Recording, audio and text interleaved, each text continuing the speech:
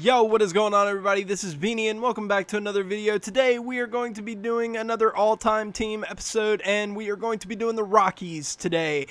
Last time we did the Dodgers and they put up an extremely high mark, so we're going to see if the Rockies are going to be able to come through and dethrone the Los Angeles Dodgers as the greatest all-time team. Okay, first we're going to start out with pitching, and the Rockies are, honestly, they're pretty light on pitching, but that's not really a surprise. Pitching has never been their strength as an organization, but they do have this 89 overall Ubaldo Jimenez to start out, kind of be the ace of the rotation. He's a guy that I like a lot. He has good pitch selection, good stuff, and his per-nines are pretty solid as well. Very good high upside pitcher to start out, but then it starts to get pretty bad beyond him. You get John Gray, who is okay. I like the John Gray, you know, I mean, he is an okay pitcher. He throws kind of hard. He has okay K per 9. And then you go down, you got Tyler Anderson. This is where it starts to get kind of ugly. Then after Tyler Anderson, I think I went with, I went with Jeff Hoffman. And after Jeff Hoffman, I went with Tyler Chatwood to round out the rotation. So at the top, it's pretty good, but as soon as you get past John Gray, really, it starts to get pretty ugly pretty fast. So it's really, I don't think I can grade them very high at all.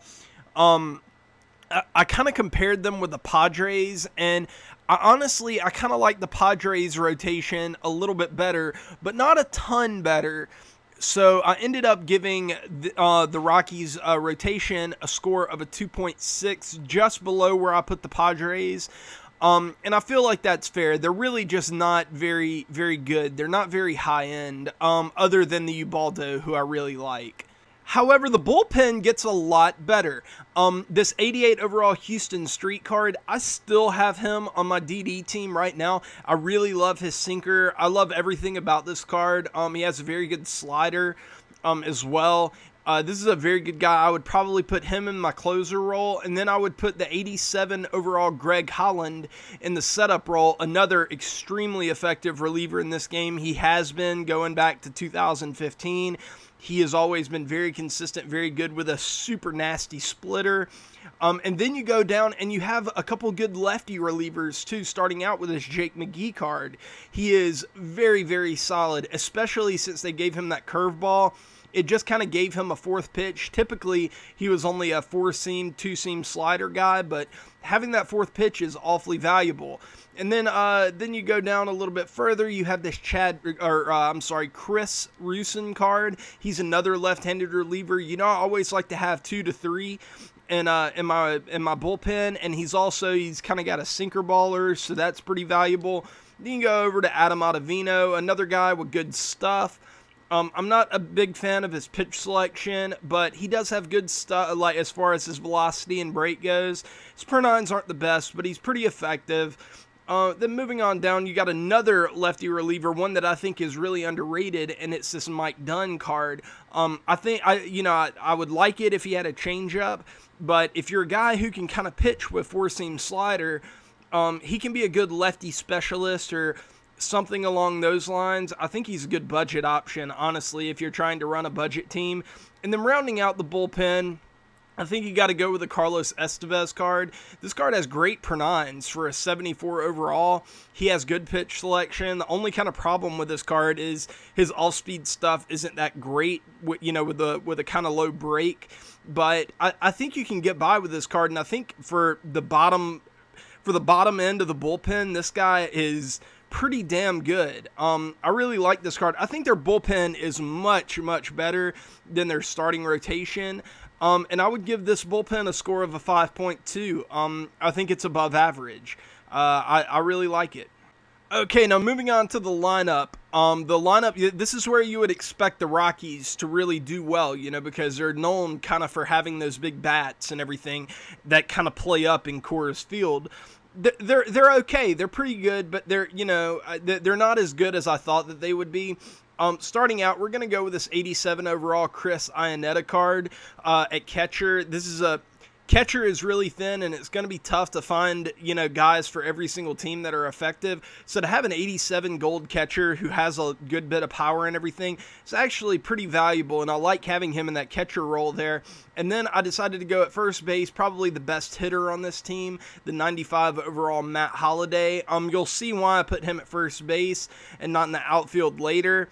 And then at second base, he was previously a gold, but they've demoted him to a silver, but it's a 83 overall DJ LeMahieu. He's still a great contact hitter that has a pretty reliable glove as well.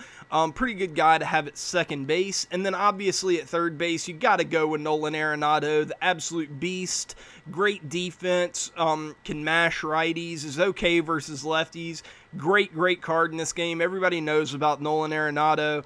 And then at shortstop, you got to go with the 89 overall Tulo. I suspect that they'll come out with a better version of Tulo later in the year that's really going to be amazing. But for now, we're kind of stuck with an 89 overall, but that's okay because this card has great defense. He is a solid hitter versus righties, a fantastic hitter versus lefties. Really valuable card to have in the lineup. And then in left field, I got to go with the 84 overall Corey Dickerson card. This card is another guy who can just absolutely destroy right-handed pitching. He's probably a guy that you're going to have to find a platoon for, but that's okay. There are a lot of those guys that are going to pop up on lists like this. And then in center field, you got to go with an 88 overall Charlie Blackmon, kind of a, four-tool guy. He doesn't really have an arm, but he can crush righties, is okay versus lefties, plays okay defense, and he has some speed. So probably the guy that I would end up leading off on this team. And then in right field, outfield defense isn't going to be that good, by the way. But in right field, I had to go with a big bat and go with the 84 overall Dante Bichette to round out the lineup. Another big bat. There are a lot of budget style hitters on this team. Like, you look through it, you've got that Matt Holliday, you've got this Corey Dickerson, Dante Bichette, this Justin Morneau, this Jason Giambi. There are a lot of like silver cards who hit a lot better than you think they would, and this Dante Bichette is one of them, another big power bat in the lineup, and I really like that about this lineup. But before we score it, let's go look at the bench. Okay, starting out on the bench, I ended up putting the 81 overall Justin Morneau in here. It was a debate between him and this Jason Giambi card, but I like the fact that this one has more vision and more contact, and he still has a little bit of power versus righties. I really don't think you would use this Giambi card versus lefties anyway. So he would be strictly a righty guy, so I decided to go for like the more complete package, the guy who can hit for contact and power, with Justin Morneau over the 80 overall Giambi. And then I decided to put the 80 overall Cargo in there. Cargo has had a bad year. He's definitely gotten some demotions when it comes to points and stuff like that, but he's still a very effective player on this game. And he's a guy who could potentially go up later on, you know, if he gets hot or something. And then a little more down the line, another guy who has kind of gotten a lot of demotions this year. He was a gold at the end of last year, and now he's like a mid-tier bronze. But I've got to put the Ian Desmond in here. He's going to be kind of that utility guy that I've been looking for. And, you know, he can hit. He's got a little bit of pop. Whenever he plays up, he's got contact versus both sides. He plays good defense, has some speed. I like this Ian Desmond card on the bench, but he's definitely not a guy that I would consider starting. And a catcher, we had to find another catcher, and Ryan Hennigan was just a guy. He's not, you know, good or anything like that. He's not particularly good. He's just some guy. He was the best. He was the next best available catcher, so I had to put him on the bench. And then rounding it out, it was also a debate between this Mark Reynolds card and the Jason Giambi, because I wanted another big bat in there, but I decided to go with the Mark Reynolds to give me another right-handed bat on the bench and a guy who can play first base and third base. He has a little bit more positional versatility, and he plays better defense, even though his reaction is really low and all that. So he is going to round out the bench. And, you know, looking at this, I thought it was going to be a below average lineup, but the more I started to put it together, the more I ended up kind of liking it. And I ended up giving it a score of a 5.9. I think it's comfortably above average.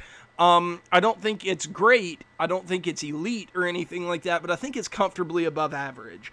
And if you add all of those up together, it was very close, but they ended up edging out the Padres for the third place spot. So far, the Padres are in last place, and so the list as it stands right now, Dodgers number 1, Giants number 2, Rockies number 3, Padres number 4. Did I say the Rockies score, by the way? Rockies score is a 13.7. I don't know if I ended up saying the score or not. That's kind of silly of me. But they scored a 13.7. I believe the Padres were like a 12.9 or something like that. So they just eke out above the Padres just a little bit. So yeah, guys, that is going to do it. Dodgers remain on top. And yeah, guys, I will see y'all later on. Yeah, peace.